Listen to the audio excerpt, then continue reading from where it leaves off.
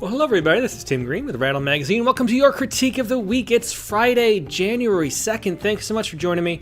We're still getting the office set up. I think we might be good to go now. The lighting is really good. We've got the camera, we got a little tripod so it doesn't shake if I move the desk. Now, there's little tweaks you got to get as you set up the new studio every time. And I think we've got a good one here. So, as always, the critique of the week, the point is to give that workshop experience that you only get in places where people are going to be honest. It's important to get the opinions of strangers about your poems, and we have a whole bunch of friends today. Some regulars here have their poems up. You probably recognize Mary Pecault, she's here. We have Jude Miller having a poem, and two cheritas by Sharon Ferrante. So we'll talk about all that in just a minute. Let's see who we have critiquing this week. Though we got Paul Mitchell-Bernstein's here, Dick Westheimer's here. Thanks, Dick. Let's see. We got Bijit Mishra. Hey, Biz. We got Nate Jacob is here. Terry Miller, who will read his poem first, I think. It's the first one lined up. We got Dee Coleman's here. Tom Barlow, Monica Dobos, Winston Munn. James Langford's here. Mark Spicknell, Cindy Guntherman, Katie Dozier downstairs. Hey, Katie. Sharon Ferrante is here too. Elizabeth Wolfe is here. Mary Pecault. So all three poets when we talking about their poems are here as well. Let's see who else we have. We have a whole bunch of people. Dragon puppets are the best. They're really interesting. I think I might know who that is too. Hey, Lizzie. BC McC is here. Let's see. British Thala, Nancy Sabanik.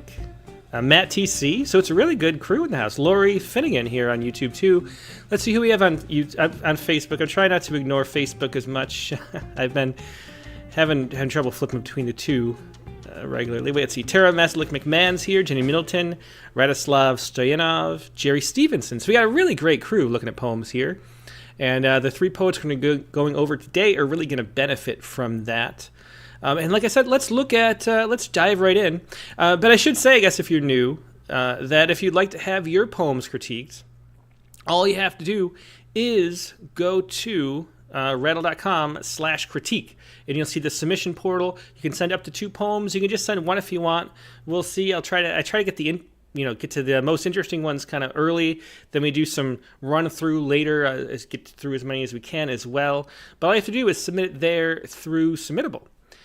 And then you can have your poems critiqued as well. Okay, so let's take a look at the first poem. We'll jump right in. And here we go. This is Terry Jude Miller's The Lyre Bird Song. And Terry said, I wrote this down at the bottom. He said, I've edited this poem several times, workshopped it, and still Dickinson and Bukowski styling, using limited punctuation. Sorry, and I'm wondering, I zoomed out too much. I'm wondering if, where'd it go? I'm wondering if that is what is keeping it from being accepted. So think about, so there's no punctuation in this poem. Is that one of the things holding it back? That's one of the questions we'll look at right now. But this is The Lyre Bird Song by Terry Jude Miller. The Lyre Bird Song. In the 30s, each evening after arduous duties of the farmer, silent with sunset, he had the habit of playing his flute for his lyre bird, the keel row, and mosquitoes dance. After plowing, the row and dance. After planting, the row and dance. After fence repair, the row and dance. After harvest, the row and dance. The bird listened lovingly, snatching each note from the air, placing it like a pearl in a pillbox, in the instrument of its throat. One day, the farmer who cherished this bird released it to the wild, to do things wild things do. And for years to come, the Australian trees of the nearby park filled with flute song, 100-fold music handed down by the conscience of love. So a beautiful little lyric poem there, coming from the lyre bird. And you might notice that lyric and lyre are very similar because they have the same origins.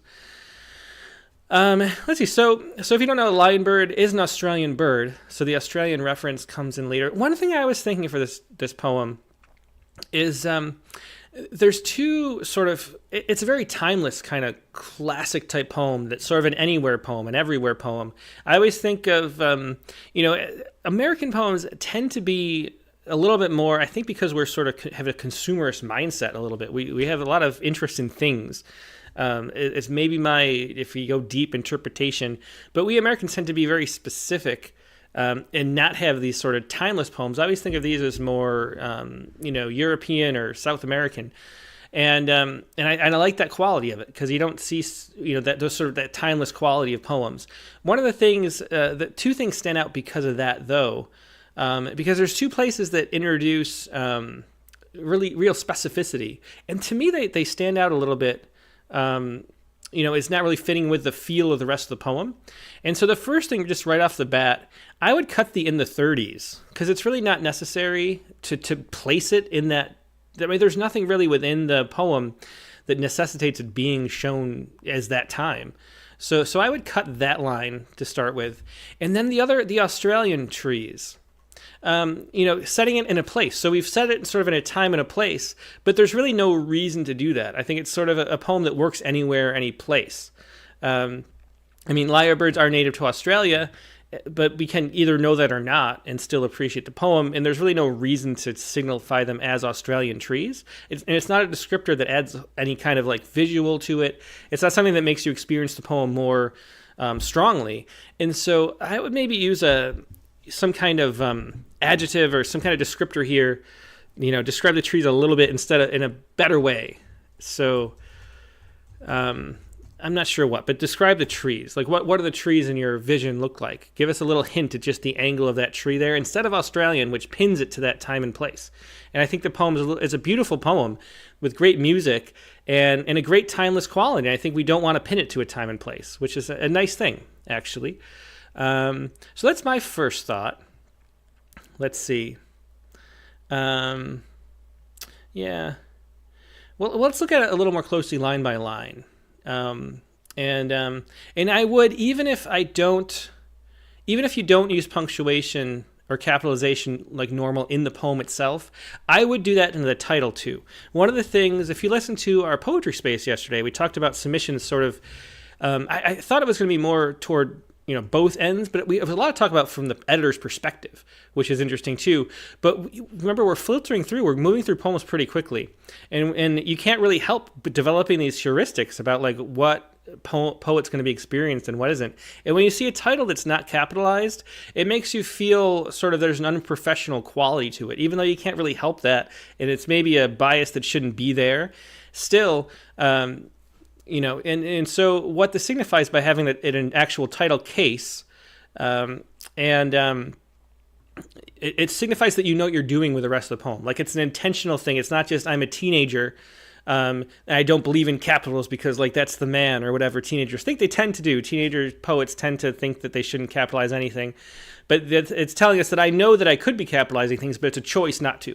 So it's one of those things, inviting confidence in the poet to let us know that you know that there's a title case that exists, but you're not using it for the poem. So I think I would still title the poem that way. One thing I haven't mentioned in a while, and I might as well point out, there's a great website too. It's called capitalizemytitle.com. And so if you ever wonder about which ways to capitalize, I'll flip over here so you can see it if it works. There we go. So it's capitalizemytitle.com, capitalizemytitle.com, and you can type it, just paste in your title. And this is not a title that's hard to figure out, but sometimes there are titles that are hard to figure out, and you can tell what the case should be given different styles. And one thing you should know too, most literature uses Chicago. The AP is like the more news reporting, and the APA is more academic. But for literature, we tend to use the Chicago Manual of Style. So, so you can type in that tab, type your title to make sure you capitalize it right. But I would capitalize the title.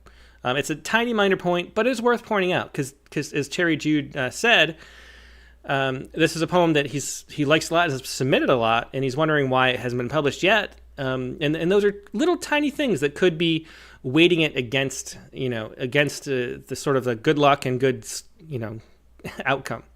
So anyway, back to the poem. So anyway, so those are the things that come off the bat that maybe you're holding it back a little bit. Let's look at the poem in a little bit more detail, though. Okay, the Lyrebird song. Let me see. I should keep an eye on the chat.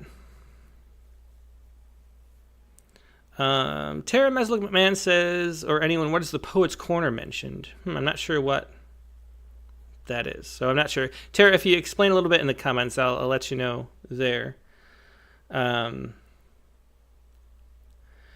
So Jenny Middleton says, and I like this a lot too. So it's a great note.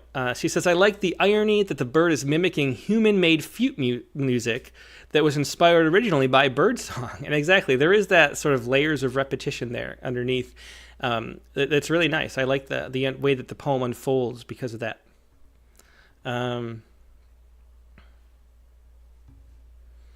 Yeah.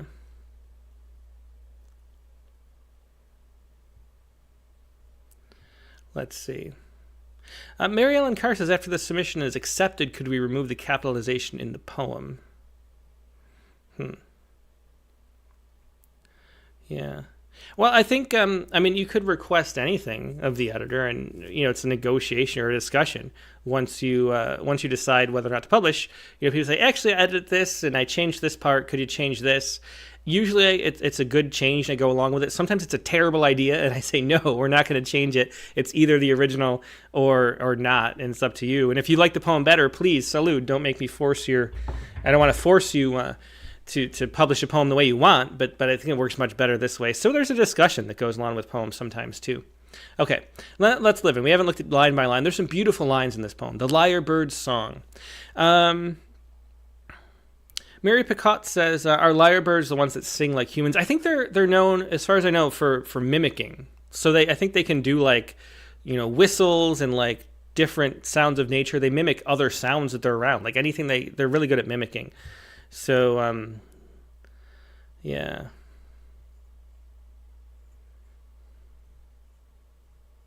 Yeah. Okay. Let me just look at some other comments too. Yeah, as Katie Doder says about this cap still too, it's a fair bias because most of the time that the title isn't capped, there's not as much thought in the poem.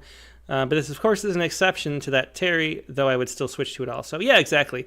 That's the thing. There are these little heuristics, these mental shortcuts that we use. That's really how brains work. We can't get around it. We have all these. That's why we have, implicit bias and things like that. That's why there's a whole bunch of cognitive. That's just our brain. We don't have the RAM that it would take to actually process everything. And so we have these little shortcuts that we take. And one of them is I see a whole lot of poems that don't have the title capitalized. And those are bad poems usually. And so as soon as I see that, I think, oh, this is going to be a bad poem. And you don't want the person reviewing your poem to think, oh, this is going to be a bad poem. You want them to be excited, and they want to be excited. Everyone wants to be excited. So let's keep it at that. But then there is a great tradition, and it works really well. The one I think of is W.S. Merwin using no punctuation and stuff like that. Terry mentions Bukowski. And Bukowski goes back and forth, and so there's a freedom. There's certain things that it does to have no punctuation when it's done well enough where you don't trip over it. The risk of no punctuation is that you trip over lines and it gets confusing to read, and then that takes you out of the flow of the poem. So and I didn't have any trouble reading this, so I think that's not an issue here. Okay, now let's go line by line. The Lyre Bird's Song. Each evening, after arduous duties of the farmer, and I wonder, I think I was missing the article here. Every time I sort of briefly slipped there, I would say going back to that Rina Espaillat poem, I can't remember the line right now off the top of my head, but articles are part of the dance of language. They're sort of they're the helper words that move us through language and make it feel musical because they make it feel natural. And language has natural music to it. And the articles are like these little support columns. And so if you skip them and drop them, it feels less musical to us.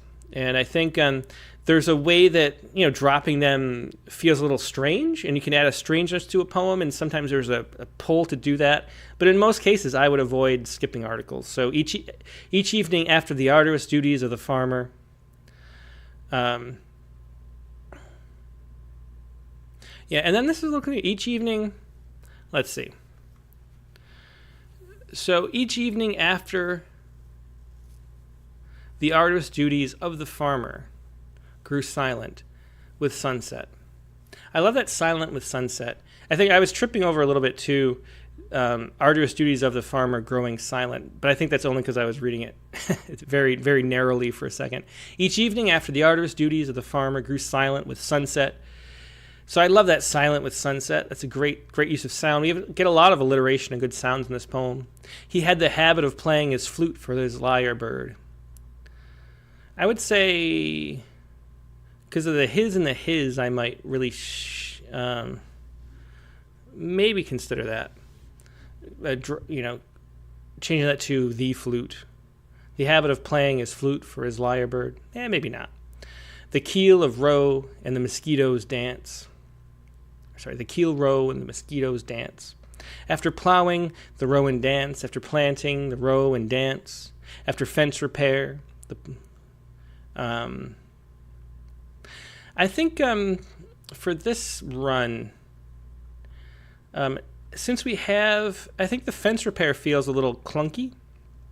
And I wonder, because we have the planting, we have the setup of remember the rule of 3. Another thing that we really like are sets of 3, because they let us see the direction and notice a pattern, and we get a little bit of pleasure out of that. And I think maybe after the plowing, because we have so much with the row and dance is repeating over and over again, we have a lot of repetition going on. We're sort of set up and primed for that. To me, it feels off to say fence repair. It's better to shift after harvest. And so I think it sounds better if we were just saying mending. After plowing, the row and dance. After planting, the row and dance. After mending, the row and dance. After harvest, the row and dance. The bird listens. So I would do that. I think that sounds a little better.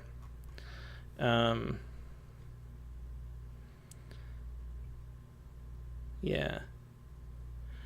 Barcelona says fence mending. I don't know. To me, I think in the context of the farming, that just mending works fine. But I do want that ing. But I think to me, I think mending. I understand what that is. I mean, it could be mending clothes or something too. But there's some work attached to it. You can sort of imagine whatever you leap to, and it's fine. You brush right past it. So I think I would just shift it to that. Anyway, but I like that. The one question is, is it too much row and dance? Is it too much of that kind of refrain on that line? Do you get bored with it? Yeah. And then you do want the fourth line. You're right. Who is this? Matt TC says the last line could break up the pattern a tiny bit. And I think it does here because we don't have harvesting. But Matt suggests all the harvesting. And I would maybe now. I don't know if I'd keep the ing. I mean, these are really subtle, tiny things with the music of the poem. I might go the. After plowing, the row and dance. After planting, the row and dance. After mending, the row and dance. After the harvest, the row and dance. So that's the way you're breaking it up, by not having the ing word and then also adding an article. That's what I would do.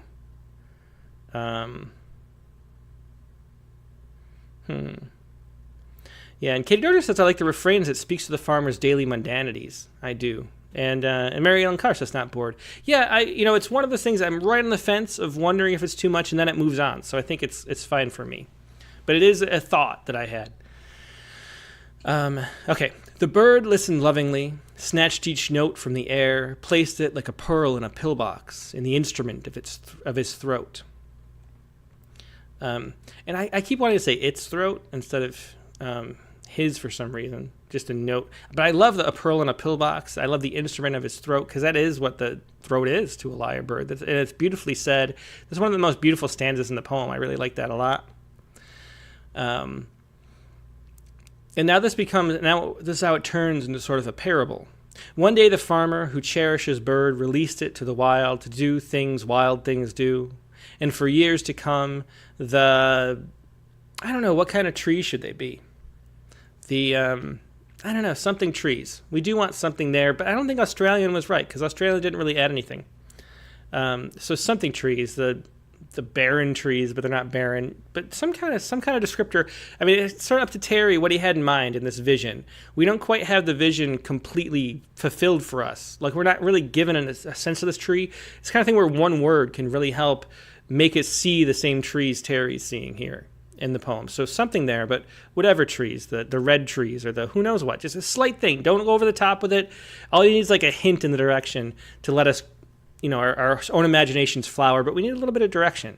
So I think I would do something like that. Leafy trees, patient trees, Something like that, yeah. The fill leaf trees, says Dick Westheimer. The welcoming trees. Something, just something. I'm not quite sure. Something to nod us into the right. Yeah, Dick says the full leaf trees. Let's just do that for now.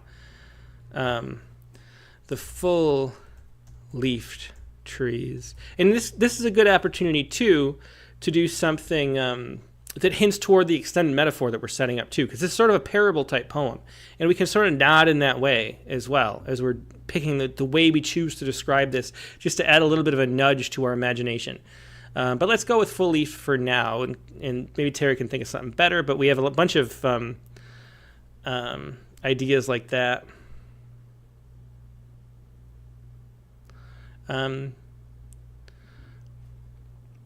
Yeah. Mary Pecault says, how about just trees of the nearby park? Don't need the nor the descriptor. I don't know. I think I'd like to see a little bit more. And maybe that was part of the problem with Australian, is it didn't really create a visual. It set the place, but not in a way that was visual. So I think we need a little. I would go for a little visual there. The empty trees. Yeah. Okay. So Terry Miller says liked full leaf. We'll stick with full leafed. I like that. Okay. So anyway. The full-leaf trees of the nearby park filled with flute song, 100-fold, music handed down by the conscience of love. And so we get this idea. And I really love the parable that it is. The way that this, the farmers, this one sort of the moment for pleasure and beauty that the farmer gave after giving all of that life is sort of passed down in a way he doesn't even realize. I love that story. The idea of it. And toward the end, for 4 years to come, the full leaf trees of the nearby park filled with flute song. So we have the full leaf and filled now, which is an interesting movement syntactically, and that kind of is interesting. I think maybe that's why Dick suggested it. I think that's why it's a good option. Yeah, but so as Moningadobo says now, the ending is a little too telling. So how do we dial that down a little bit? How do we? Because we don't want to be sort of told the conclusion. We want to realize the conclusion so we can participate in the poem, and so we can we feel things more strongly if we're participating, and that's really what it comes down to. So if if somebody kisses you and you're not kissing them back, it's not the same thing, and that's the kind of way it goes here a little bit. It's like being kissed without like moving yourself forward. And so how do we hint at the direction, handed down by the conscience of love is the concept that we want to implant in the reader's mind, but how do we let the reader come a little bit of the way and make that leap themselves? And I think that's what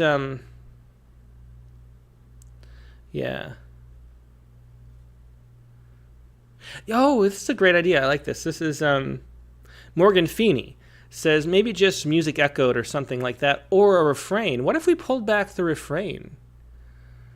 What if we said this? What if we did, instead of the music handed down,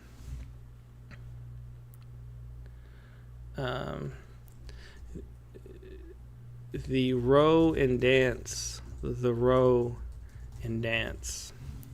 Oops, you didn't see me typing. Sorry. But here's this. I gotta scroll down. The row and dance. Let's read it, because then we pull up this refrain, we pull it back into the poem, and we let us sort of hear the music and repeat. Yeah. Mark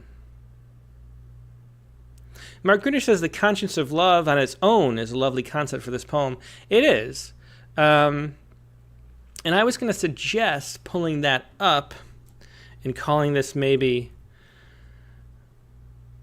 the conscience of the Lyrebird song to make the title a little more interesting. I think earlier on Paul Mitchell Bernstein was suggesting how to make the title a little more interesting. What if we did that? The conscience of the Lyrebird song, so we can pull that in. Yeah. Okay. That's funny. I think Tom Barlow suggested perhaps end with the row and dance twice. I think he's behind because I just did it. So let's read the poem like this with these little changes. Okay. So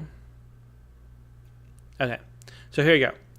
The conscience of the lyrebird song. Each evening after the arduous duties of the farmer grew silent with sunset, he had the habit of playing his flute for his lyrebird, the keel row, and mosquitoes dance. After plowing, the row and dance. After planting, the row and dance. After mending, the row and dance. After the harvest, the row and dance. The bird listened lovingly, snatched each note from the air, placed it like a pearl in a pillbox in the instrument of his throat. One day, the farmer who cherished his bird released it to the wild to do things wild things do. I would say the things, probably. Another article that I wouldn't drop. And for years to come, the full-leaf trees of the nearby park filled with flute song, 100-fold, music handed down, the row and dance, the row and dance. Yeah, so I like that. I like that poem a lot. It reminds me of, let me pull up this poem. When asked what his favorite poem in Rattle is, Alan always says, Alan Fox, the founder of Rattle, I should say, Alan Fox always says this poem by Janet McCann, and it kind of reminds me of that, both in the message and the style. Hers has punctuation, but very similar. Let me read this just for fun to compare, and how beautiful and simple a poem can be. And I think with these little changes, that I think this poem pulls that off. Maybe this isn't the title. I'm not sure on the title. I would think maybe different ways to phrase that, but otherwise I really like it. This is Lifeless, though. Let's take a look at Lifeless. Lifeless by Janet McCann. And this is from Rattle number, this is from the best of Rattle. I think it was from Rattle number 15 or so originally. Lifeless. My friend, the scholar birdwatcher, is dying after quiet, regular life of Milton and birds. And if I could imagine him a farewell, it would be this: to look out into the small yard he tended for 40 years, to where he placed the birdhouses, the martin house, and hummingbird feeder, just in time to see a sweep of air curve in and take form, the great Arctic gyrfalcon, not on his life list, there on the sill, beak, feathers, and pinions, and final knowledge, Adam's homecoming after the story's end, better than Eden, may he leave in his hand a feather, that his wife might know where he is gone. And so that poem makes Alan cry every time. And there's a similar feel to that, though, when you get this repetition going. I think you could feel that when you repeat the row and the dance at the end here, now that we've pulled that refrain into the end. So I think that really works. And I think that's a good example of a similar kind of poem that has that really strong emotional impact through this sort of simple storytelling about the grandest of topics. So I think this is really nice. But what if instead of the Lyrebird song, I'm still trying to think of, out of the corner of my eye, better titles. But what if instead of the Lyrebird song, it was, where do we go? File view. What if it was the Farmer song instead? And so instead of focusing on the Lyrebird, which is a nice thing too, but then we'd focus on the farmer, but sort of leaving the farmer. What if that was the title instead? And I think that adds a little extra bit of a leap to the poem. So what do you think about that? The farmer song. Each evening after the arduous duties of the farmer grew silent with sunset, he had the habit of playing in his flute for his lyrebird, the keel row, the mosquito dance. Yeah, anyway, so we won't read it again, but I think I lean toward that, actually. Okay. Yeah.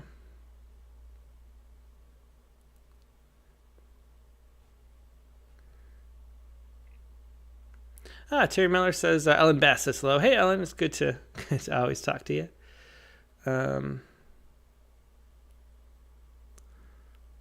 Okay, let's move on, because we spent a good amount of time on this poem. But thanks for sharing this, Terry. It was an interesting one. Some different things to talk about here. Let's look at a different poem, and let's do the cheritas next. Sharon Ferrante is here. And I would not know about cheritas if it weren't for Sharon. Let me pull this up.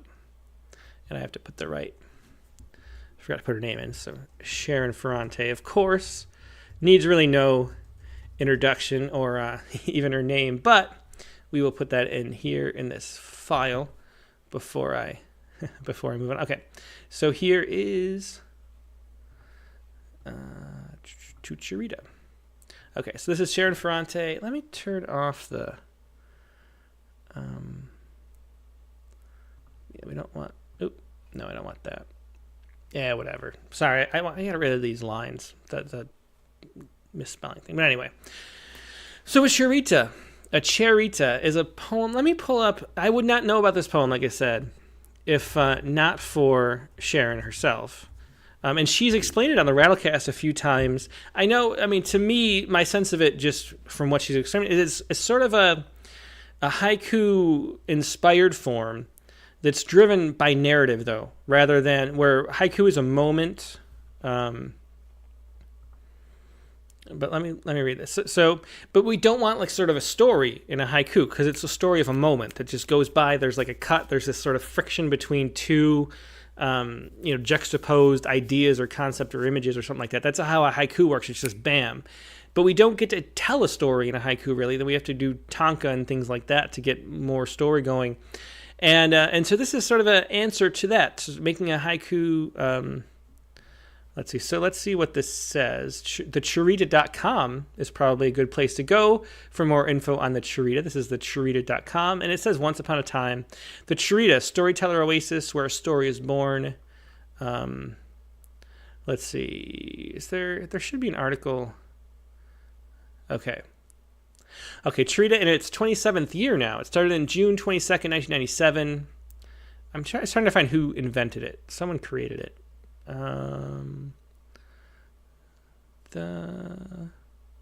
Okay, so maybe that's not the right. Let me see. I want to give credit to whoever came up with it because somebody did. Let me see another. Does this say? Okay, this tells you. Okay, so this article tells us.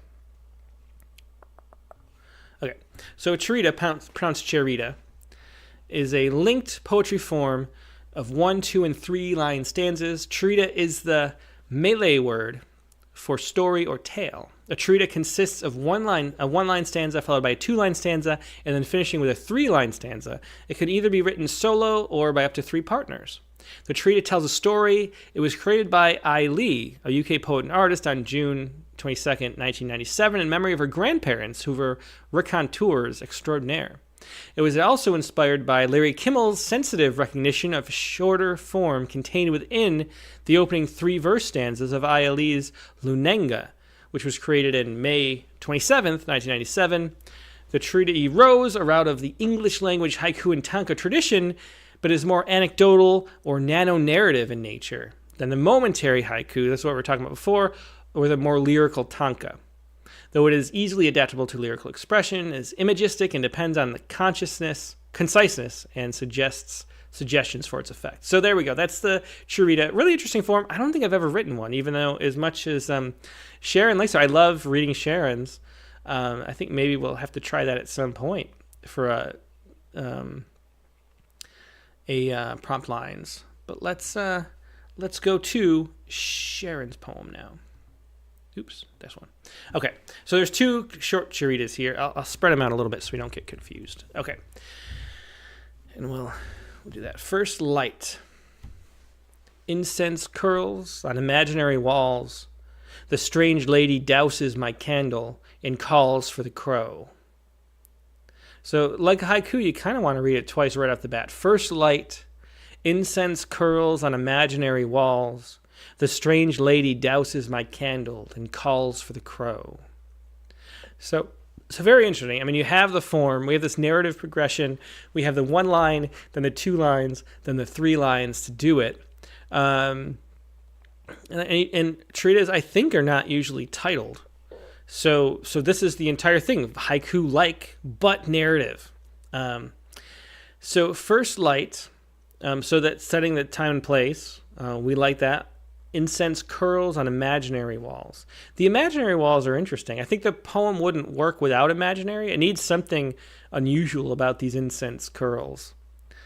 And the strange lady douses my candle and calls for the crow. I don't know. I think it's interesting, tiny little storytelling. It sparks the imagination. And I think it works. I'm not sure what to suggest. actually. I mean, the question to me of a poem like this is like, does it do enough to be memorable and make me want to read it again and appreciate it again? Let me see what everybody's saying about this cherita. Yeah. So Dempsey says that's really evocative. Naliema, Carcana says whimsical. Love the sound of calls for the crow. Mysterious, I like it, says Cindy Guntherman. Sharon Ferrante says, I like to write them with that first line going with the others. The first line still goes with the last lines. Yeah. Yeah, and so it's a tiny story. I mean, the most famous tiny story could be an example of the way that the storytelling works. That whole Hemingway's, baby shoes, or for sale, baby shoes never worn. You can imagine that being a cherita, for sale, baby shoes never worn, and telling a story like that, where each line adds to the story. That's what a nano narrative would be.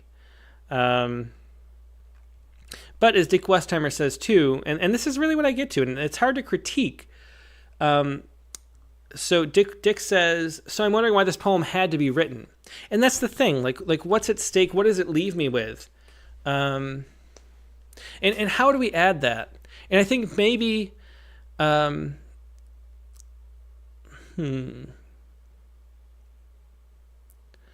yeah. Brian Sullivan says, I like that the walls are imaginary. Real incense, imaginary walls is a real cut. Yeah, that is. I like that too.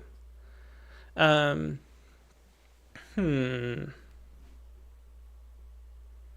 T says, I think changing the strange lady is something more compelling. Yeah, I think that's a good suggestion, Deb T. I think maybe the issue, and for why it doesn't feel like there's a lot at stake, is because there's sort of the same level of sort of strangeness and intrigue in the whole poem. And I think maybe there's not enough friction in that, because we have the imaginary walls, the strange lady, and calling for a crow is a sort of a strange thing to do. What if it instead, just feel how different this poem feels if it says this. Oops. Type. Okay, so read it like this. First light, incense curls on imaginary walls. My mother douses my candle and calls for the crow.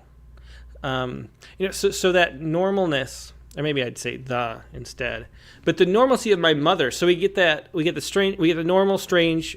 We get these twists in the poem a little bit more.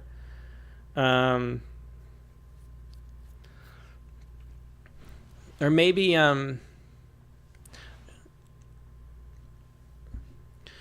what could we say about, we describe Mother too? Something like that, though, where it's a little bit, yeah. Katie Dozier says, I like the metaphor, a new way at looking at the shift from day to night. Let's go back to the original. We'll forget that I did all that stuff.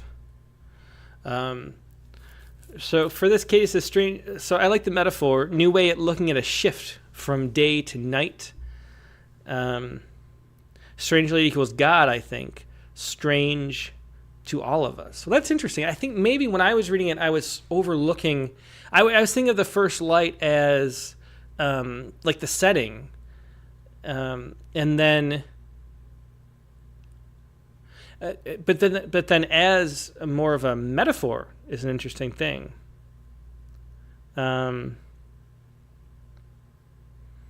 Yeah. So Elizabeth Wolf says, I think the strange lady was some sort of spiritual guide, though. I thought of something Wiccan. Yeah, I was thinking of that, too. But that's the thing. I was thinking of, with incense and imaginary walls, and I was thinking of some kind of Wiccan thing or thing like that, like a witchy type thing the whole time, which leaves it sort of one note. Yeah. So Morgan Feeney says, what about linking incense closer to something specific, particularly time of the liturgical year, herbs associated with burial? Let's see. Yeah, incense is quite vague, says Morgan. Yeah. Yeah, incense could be more descriptive too. But going back to that idea that what's really going on is this like an incantation bringing about the day, which I think what Katie was getting to. So if we look at first light is more of what the topic than just the setting.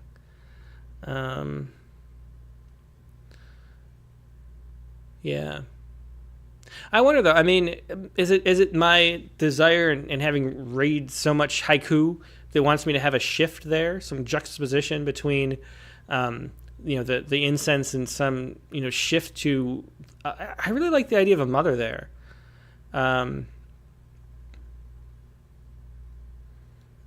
Yeah. Well, it's interesting. It's interesting to try to critique a poem this short.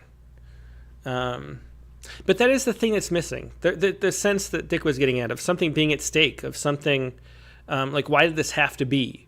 I think that's what we mean by at stake. Like, what subconsciously was pressing on us that made this poem come to be? And I don't think it's come out yet. And how can we add that is the question. Let's see. Am I missing anything else? Let me look over at Facebook. Yeah, so Susan Dine says, yes, tension. Yeah, it's missing a tension. There needs to be some kind of, just the real world slipping in a little more is what I'm feeling. And, you can do that by making it just a mother. Let's see, Kelly Barnes Sargent says, perhaps there is some kind of ending with the crossover from night to dawn. Jane Milton says, I think woman rather than lady might add more edge to the poem. It's my candle and calls for the crow. Or some, could it be like my shadow douses the candle, calls for the crow, or something like that. I mean, something even more strange. It's just, I want more twist somehow, like something a little more surprising and more tension, as Susan Dines says. And so we can either go farther into the strange or into the normal, and then so that there's that sense of movement. I think I don't know. To me, that's what's missing. So how can we either make it like a turn into even more strange or a turn into normal? And then we see the normal through that new lens.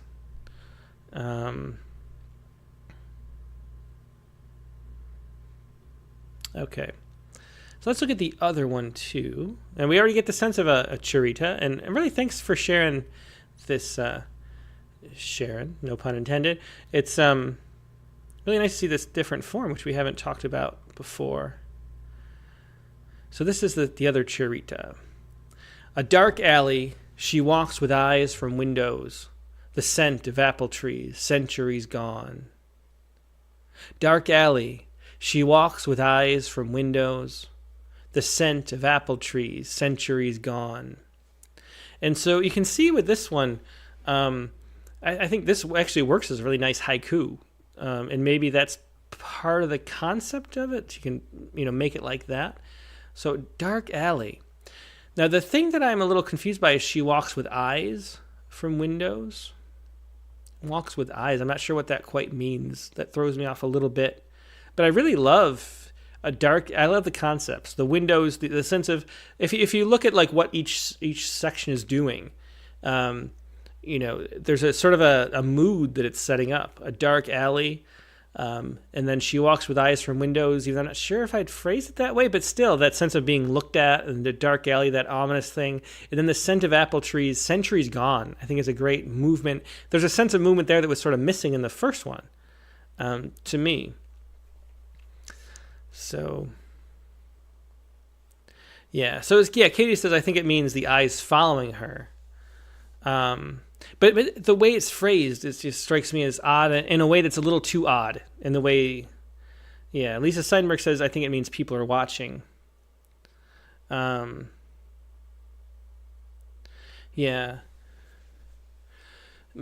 the with. She walks with eyes from windows.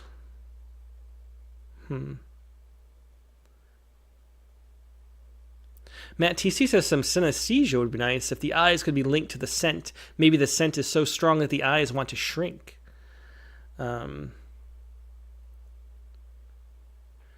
Sandy Bessie says roams with eyes. You can see the possibility of looking through the windows. Phyllis Sherritt says that feeling of constant unfriendly observation.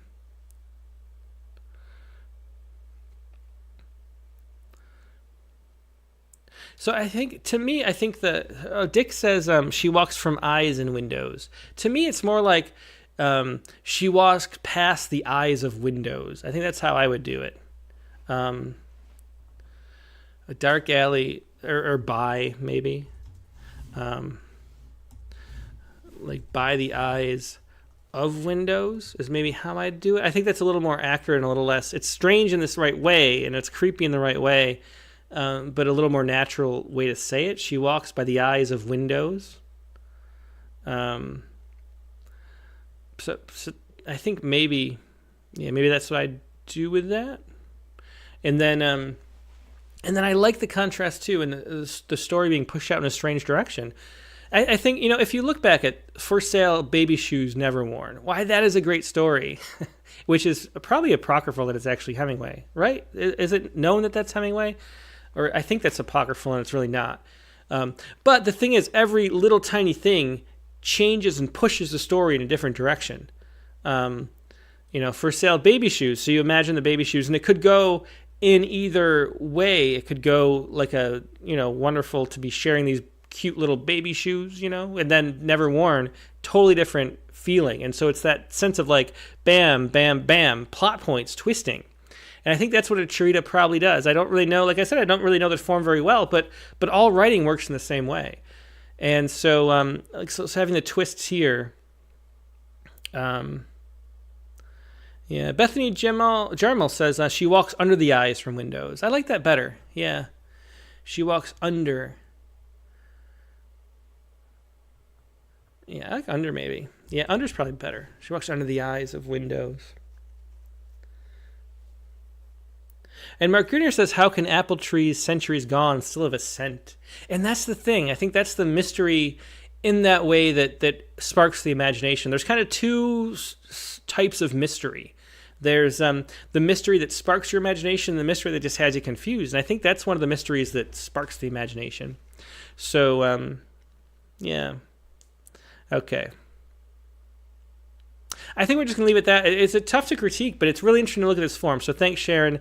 I like what you're doing here. I really love the progression and the surprise in this poem. That one little twist there, that tweak somehow. And you saw a lot of examples for that second one I think could be a little stronger. It's a little off to me. Okay. Well, that was Sharon Ferrante with Tu Charita. Thanks again, Sharon, for sharing that. And I should say at this point, please click the like button if you haven't yet, and if you subscribe too if you haven't yet. That's always really helpful. We do the Critique of the Week every Friday at 4 p.m. Eastern. I have a lot of fun doing it. I know everybody does here too. So if you're new, make sure you click the like button, make sure you're subscribed, make sure you share and tell your friends to join too and participate. But click the like button now because there are a lot more viewers watching than likes. So let's go to the third poet now. And there's two poems. I kind of set up the timing terribly. we spent a lot of time on Terry's poem, and I should have saved more time. So we'll go a little bit over too. But we have two Haibun. I think it's two Haibun from Mary Pecault. And is the other one a Haibun? Well, we have it here either way. We'll do the Haibun first. Haibun for Father. She says, and the question is area, does this work as a Haibun? Does this work as a Haibun? Does the repeated breaking down of the first sentence work as a way of chipping away at the misunderstandings in the relationship, or is it distracting? So that's something to listen for as we go through this Haibun. On the longer side, it's not one of the traditional simple Haibuns with one piece of prose in one haiku. It's a little different and an interesting take on it. So let's see if I can pull this up the right way. So file view, and then we have to this one, and then the Haibun. There we go. Okay. Haibun for Father. Let me fit it all on the screen. Okay. Haibun for Father. And again, this is Mary Pecault. Haibun for father. I did not know my father wrote poetry. My brother found a poem penned in Dad's cursive scrawl tucked inside his desk drawer a few days after he died. So already, I'll just jump before I forget. I think, to me, the title isn't as strong, Haibun for father. I would call it, I did not know my father wrote poetry, and then jump in here with my brother found a poem. Is the first line. But anyway, I did not know my father wrote poetry. My brother found a poem penned in Dad's cursive scrawl tucked inside his desk drawer a few days after he died. A poem about coasting home. Was it written when he knew he was dying? Or earlier, perhaps, on a day when he felt overwhelmed by the multiple sclerosis that rendered him wheelchair-bound? I did not know my father. From my empty room as a child, I could hear the side door close, my breathing measured by the stomp of his shoes on the steps. Cloaked in the stress of work, he'd sit on his golden lazy boy throne in the den and speak from behind the Sioux City Journal. Some years after Mom died, he gave my sister a valentine. I did not know the oncologist answered my father's only question. Even if they could cure the cancer ballooning his belly, his immune system would continue to attack the myelin sheath that covered the nerve fibers and caused non-communication between his brain and the rest of his body. I did not...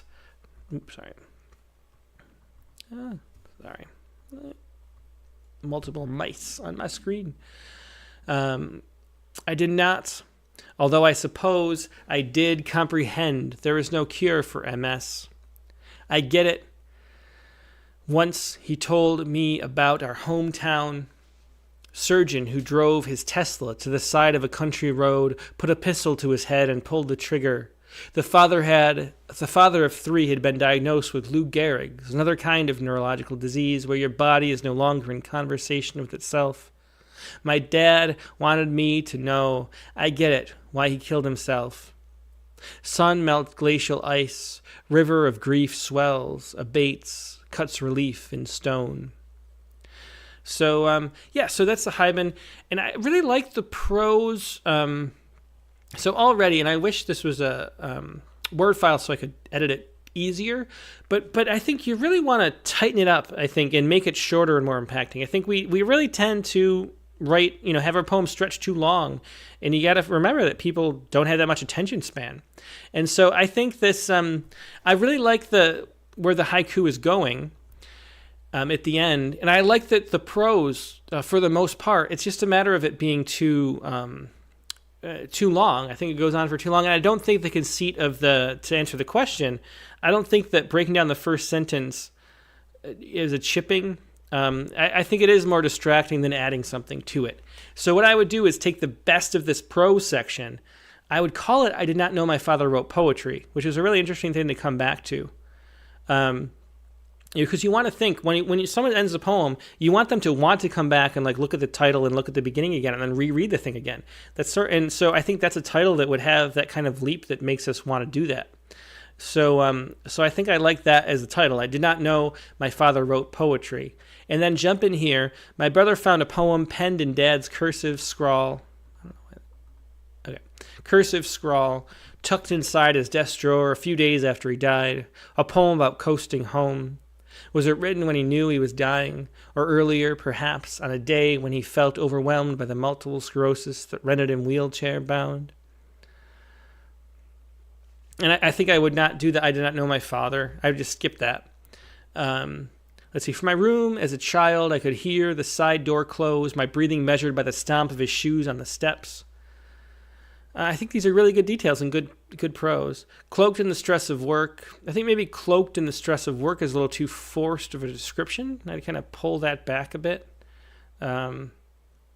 He'd sit in his golden lazy boy throne in the den and speak from behind the Sioux City Journal. Some years after Mom died, he gave my sister a valentine. And I think maybe it could end here.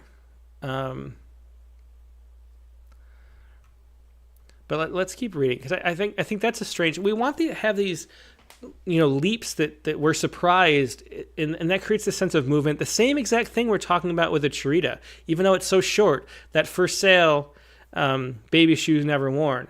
that twist every time, that pressure that you get from moving in your understanding of what's going on. So it's like we have to re-scramble what we see in the poem or what we see in the short story. Things change. Our understanding of things changes. That sense of movement is something that we just really love reading and seeing, and that's really what narrative is. And so having that really intensely is kind of the heart of Haibun, the heart of haiku, the heart of all poetry, is having those twists and turns. And so, and I think, so I think that's a great, I did not know my father wrote poetry, and then ending some years after my mom died, he gave my sister a Valentine. That some years, there's so much unsaid, and there's so much weight to that some years.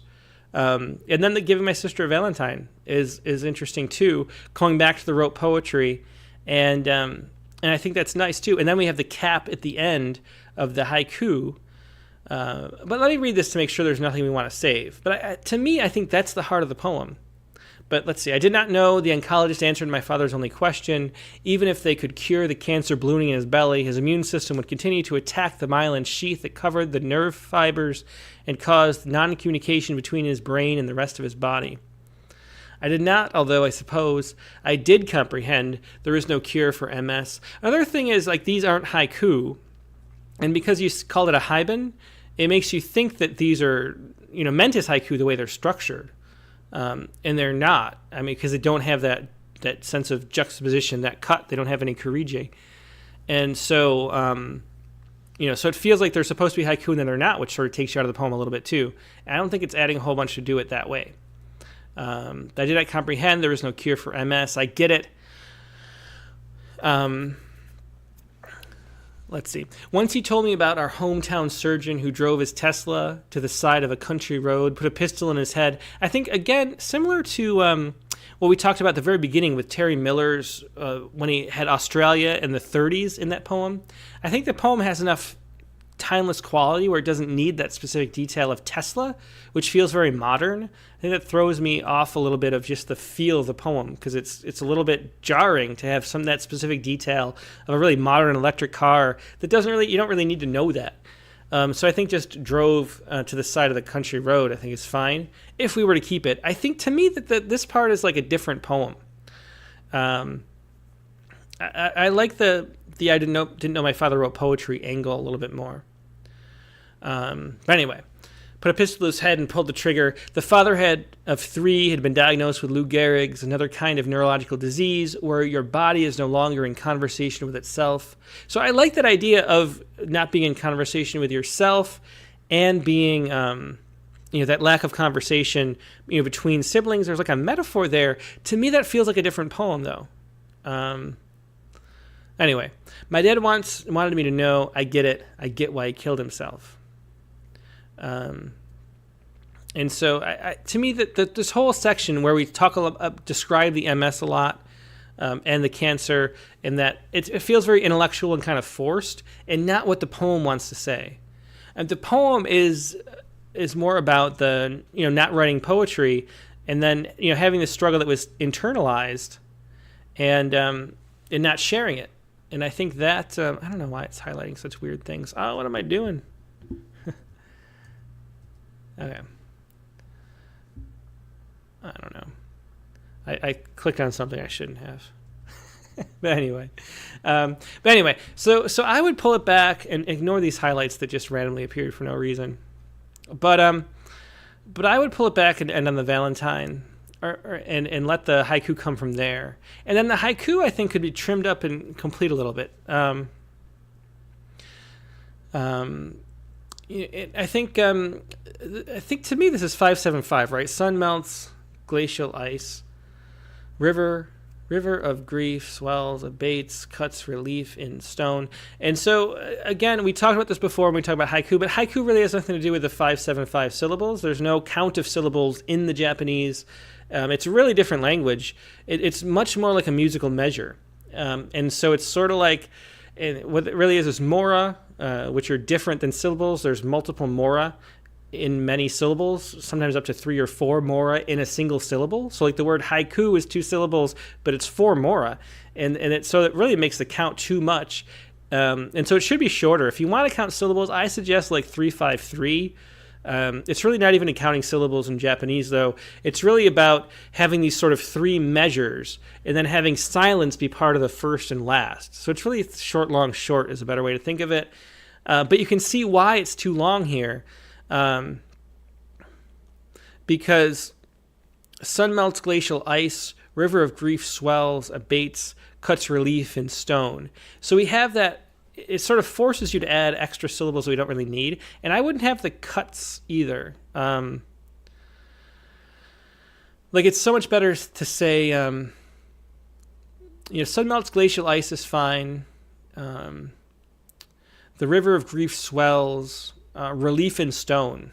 So if we drop the abates and the cuts, it's a much better haiku. Because a haiku is really these two worlds in one breath is what I like to say, but it's these two sort of things that you're smushing together in one moment, and then you're seeing them both from a new perspective. It's a kind of metaphor that's like these two ideas or concepts or images crashing into each other. And I think it works better being more instantaneous if you cut out at least those words. So that's I've talked a lot without looking at any comments. And I'm sure we're going to have a lot of haiku suggestions for this, but we really want to strip that down just to the two contrasting, crashing in together images or ideas for a haiku, and not have narrative. It's not a charita. It's this crash of two things happening to each other that have this weird symbolic relationship that we, at the best haiku, barely understand. And that's the feeling that it's creating by having these two things smashed together, that we almost get this thing that we never quite got. So let's see what. So Katie Dozier says, melting glacier, the ocean swells, stone relief. That's better for sure. Like being that concise. Yeah.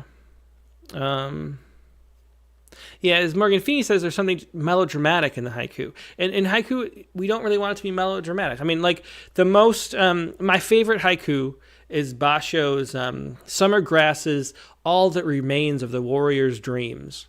And see how understated that is. The entire, all of your hopes and all of your aspirations that your life is going to be important and meaningful, and then you end up being fertilizer for the grasses. But that's so understated for that. So it's a really dramatic thing being told in a really understated way. And that's how haiku operate, in this really soft manner. It's like we have the yin yang. It's the strength and the softness that a haiku sort of works better as.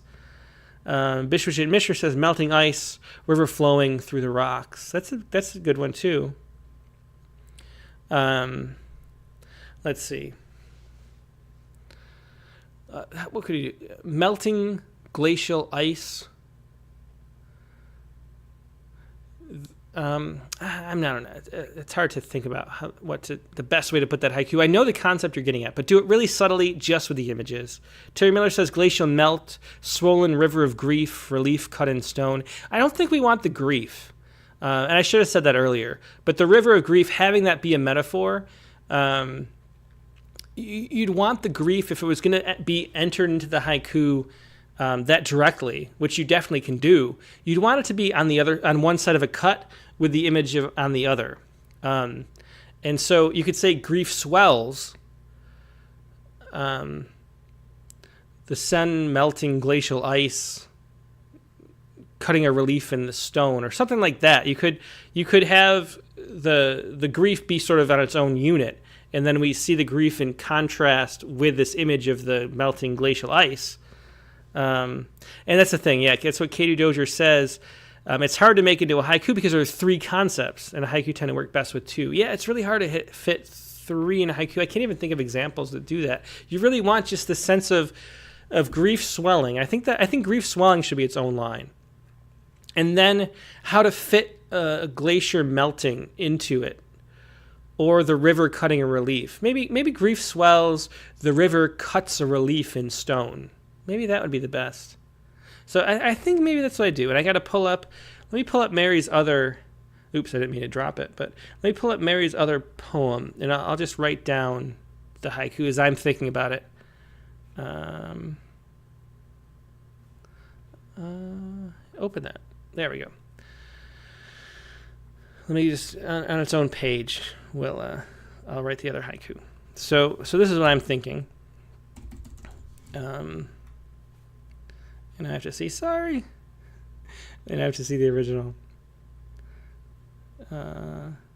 Oh yeah, that's why, because it was the PDF. Yeah, I'd say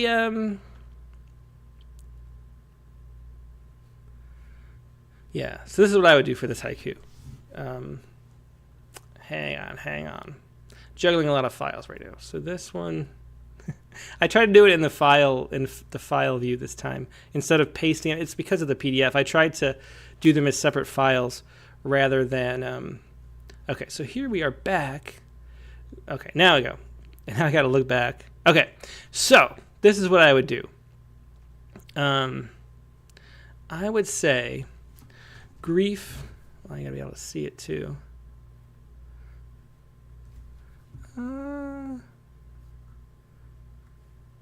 There we go. Whew. Okay. Grief swells. The river cuts a relief in stone. That's what I would do for the haiku. Because then we get the grief swelling like it could be something different. Like it's just the emotion of grief swelling. It's its own world.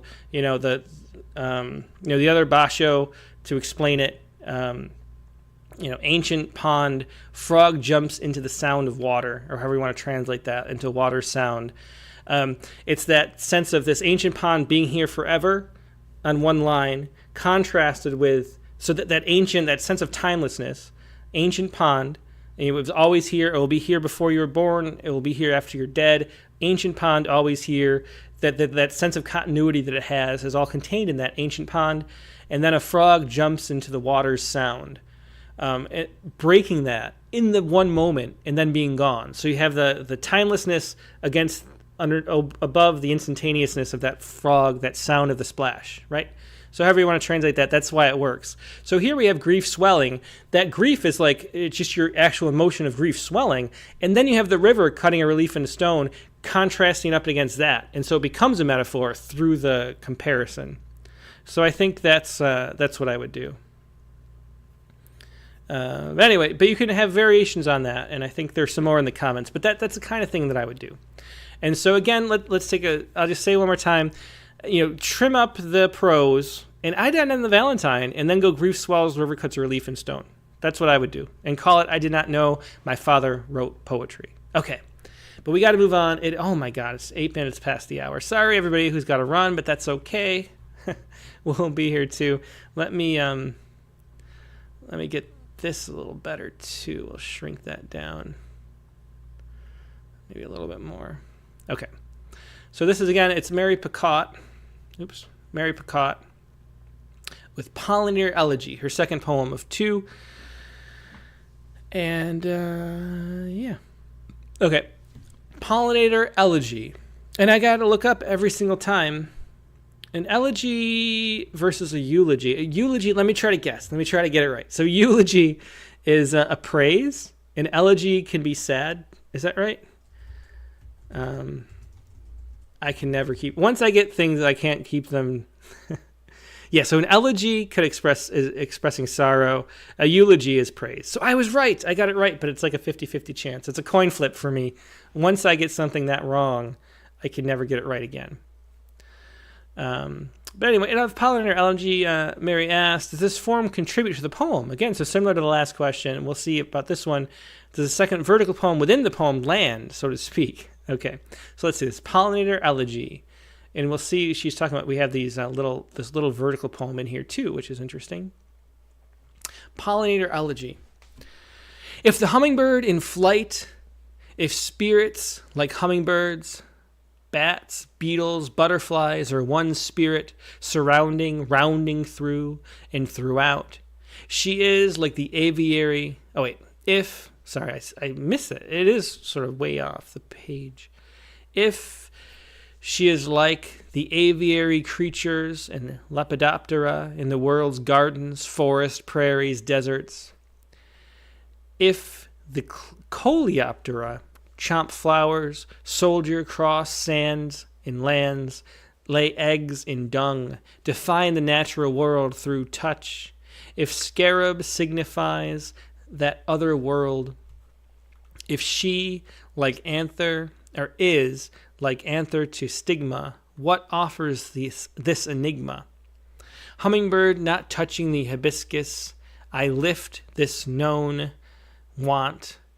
If my touch wants something else entirely, if she is hummingbird, winged undulation, if invisible until magnified, dignified, if in the body, if she is carried on the wind, is the wind, is our breath, is the movement of life. So that's interesting. So, and then there's a hidden poem in here, we could call it. If touch is what I want, is in there. So if touch is what I want is a sort of hidden poem. And to me, I think it you could tell as I was reading it, it was a little hard to read because I always had to keep in the corner of my eye to see if there was another. I think with the way that the movement of the poem, I think it's kind of distracting, given that the poem is moving around, which sort of mimics, a pollinator or a hummingbird or whatever, beetles and bats fluttering around from flower to flower. We get that sort of eye motion, but it's sort of like too much to keep up with to me. To keep out of the corner of my eye to know if I have to jump over that far for that other sentence. And so I think, to me, if I were to write a poem this way, I would do it where this column, the main one was sort of, let me try to think of what's the title of one of these poems. We published a few that are like that, and there's a style that somebody writes and calls it something. And I can't remember. There's a Poets Respond poem that does it, and there's one in Rattle. I can't remember. It's something like something to do with like the curling of a shell or something. And I wish I could remember this poem, but I'm not going to be able to. The list of Poets Respond, there's 500 plus poems in the Poets Respond list, and I wouldn't see it. It'd take too long to find it. But anyway, there's a way you can like right justify sort of one column and then left justify the other, and then that sort of pulls it out in a way that wouldn't get in the way of reading it. And I would try to do something like that instead if I were to keep this. To me, though, I don't know. I liked a lot of the concepts in the poem, and I think it's sort of asking too much, and maybe I would just keep with what's going on in the poem. But let me see what everybody else thinks before we go on, just about the concept in general.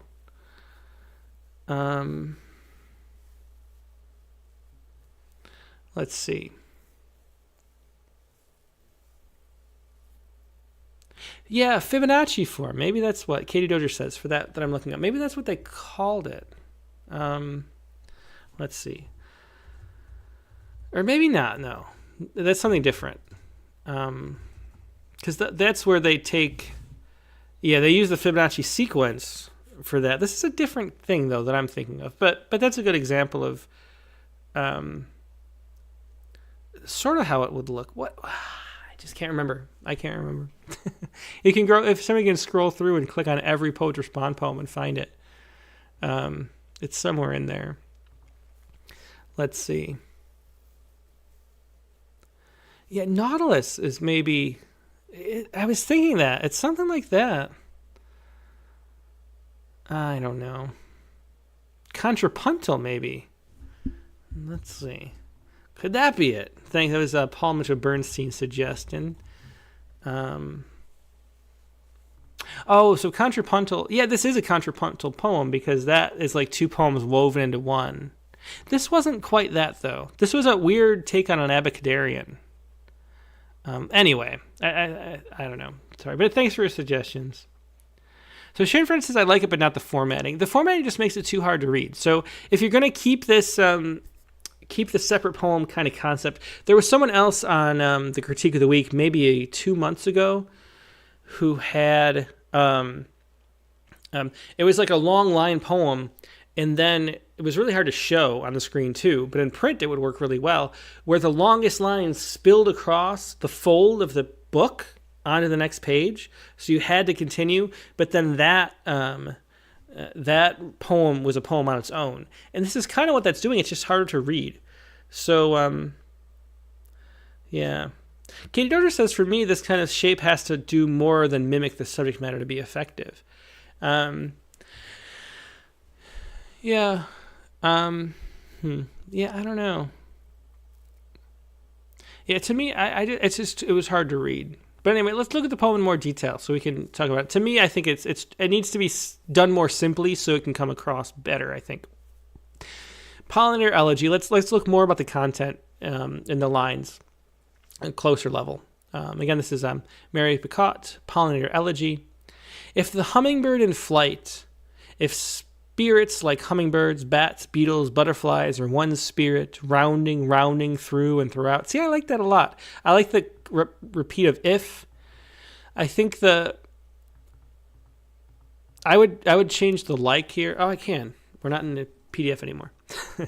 I would maybe go if there. Repeat the if again. If the hummingbird in flight, if spirits, if hummingbirds, bats, beetles, butterflies are one spirit surrounding. I think I like the rhythm of that a little better. The like, if you have to use the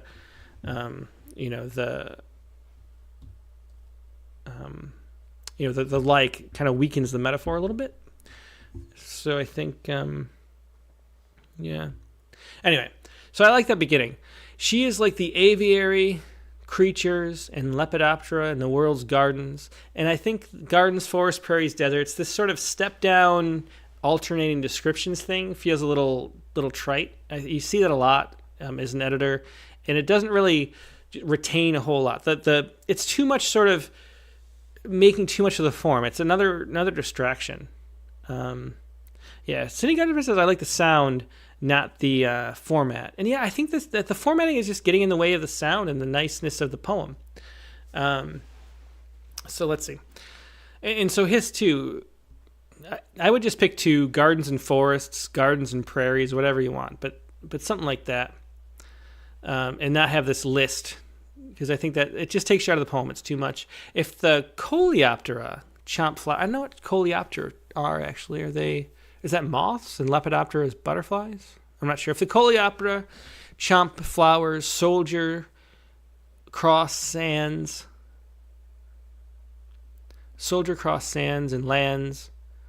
The sands and lands is a bit too rhymey, too close together. Lay eggs in dung, define the natural world through touch. If scarabs, see, I like the real thing that the poem has going for it is this the musicality and the repetition of the if. There's a lot of that. When the if comes in, that's sort of like what the poem is singing to us. If scarab signifies that other world, if she is like anther to stigma, what offers this enigma? I think the stigma enigma rhyme is too close to too forceful.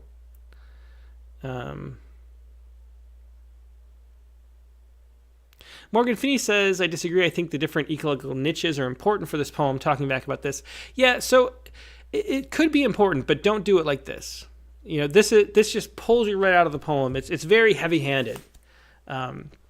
There's other ways you can introduce that besides for listing in this sort of highlighted. It's like a neon sign list. It's just too much.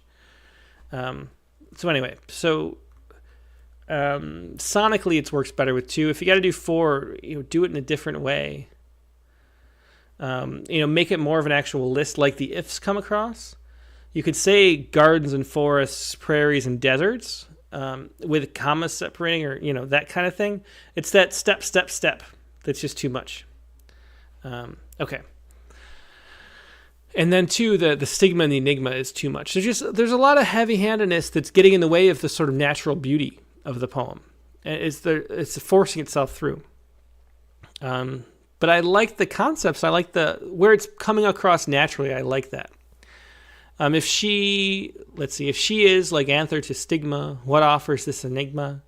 Hummingbird not touching the hibiscus, I lift this known want. I like that. I lift this known want. Like that leap is kind of nice. If touch wants something else entirely, if she is hummingbird, winged undulation, if invisible until magnified, dignified. Again, these sort of broken off lists it just pulls you out of the poem. If the body, if she is carried on the wind is our breath, is the movement of life. If she is carried on the wind is our breath. So I expected a sort of a more interesting ending here. I like this, if she is carried on the wind is the wind, but it seemed to want to end on a question, I guess, and not a statement. Yeah. Carolina asks, what is wrong with rhyme? And Morgan Feeney says, offers this enigma is just awkward and forced, not a natural way of phrasing that. And that's the thing. It feels awkward and forced. Yeah. So how do I think it wants to end on a question too.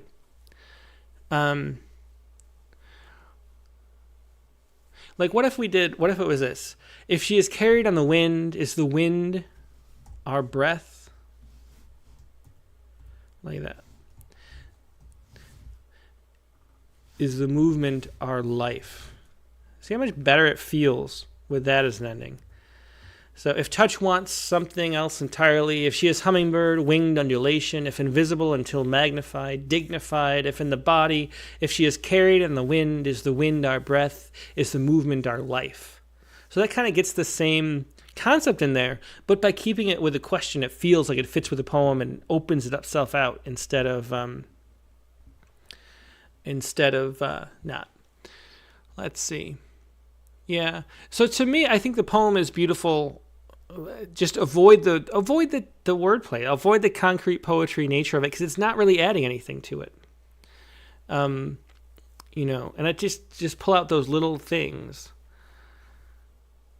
Nailiyama Kakaris says, is the movement our breath? Rose says, what are the little squiggles between hummingbird? That's just the, I forgot to turn off. I'm using LibreOffice, and I forgot to turn off the spelling and grammar suggestions, which I have to figure out how to do. But anyway. Yeah, and the dignified is too abstract, is something Morgan Feeney says, and I agree with that. So, yeah, so I think this poem works really well. I like the title, Pollinator Elegy. I like so many of the details. It's just a matter of deleting those things that they're a little forced, where the rhymes are forced, and the format of the poem, it just imposes itself too much. Like this Foreign's Gardens Prairies, it imposes itself on us and makes us forget or remember that we're reading a poem. We want to forget that we're reading a poem. And if our sort of eyes are darting around and sort of moving around like a pollinator, that's a really nice feel if it's subtle. But if it's too heavy-handed, it's distracting. And I think it's distracting. But it's a pretty simple edit to do. It's just to pull this stuff in. Given all the spacing and stuff, it'd be hard for me to do right here without extending the show another 20 minutes. And I can't do that. But you get the idea, I think, Mary. And so great lines here. And I really like I really like where it goes, too. We haven't really talked about the option. Yeah, Paul Mitchell-Burns says how to do it. I know how to do it. I just don't want to do it on screen while everybody's watching. But anyway,